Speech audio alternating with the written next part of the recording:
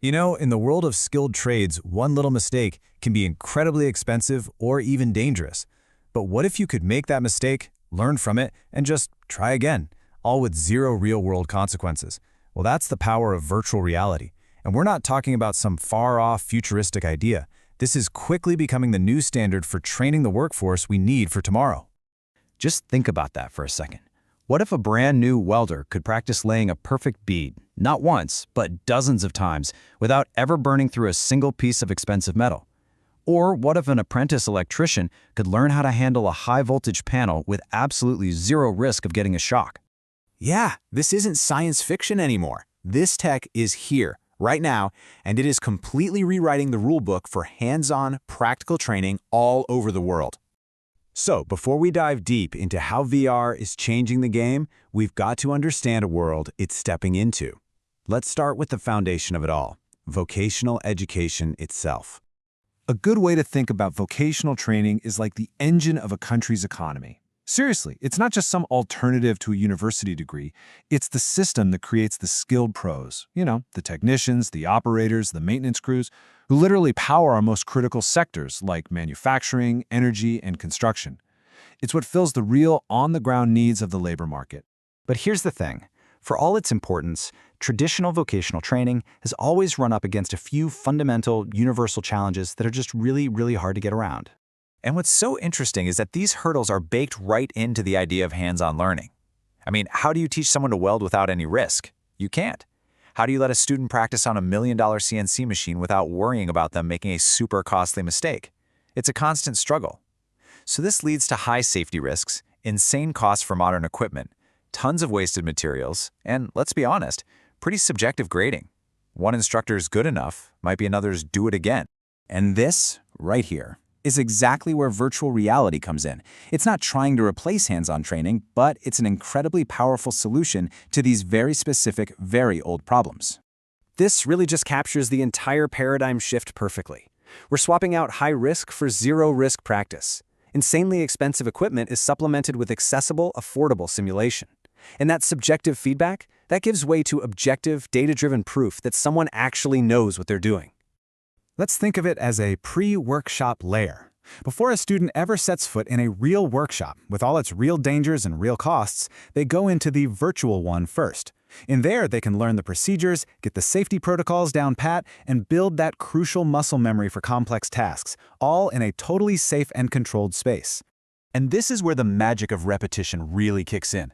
In a virtual world, a student can run through a complex procedure, like a really specific welding technique, not just once or twice, but more than 50 times if they need to. There's no cost for materials, no wear and tear on the equipment. It's just pure, focused practice until they've absolutely nailed it. So if we break it all down, the benefits really group up into three huge areas. First, and most importantly, is safety, just taking the risk right out of that initial learning curve. Second is accessibility and cost. Suddenly, every student can get their hands on a virtual version of super high-end equipment. And third is standardization, making sure every student is trained and tested on the exact same criteria, giving you real data that proves they're competent. Okay, so that's the theory. But what does this actually look like in the real world? Where is this technology making a real difference today? Well, in industry and manufacturing, the applications are just so immediate. Students can practice getting the perfect angle and speed for weld, they can learn the complicated steps for setting up a CNC machine, or run through diagnostics on a virtual engine, all before they ever touch the real thing. It's all about building precision and safety right from day one.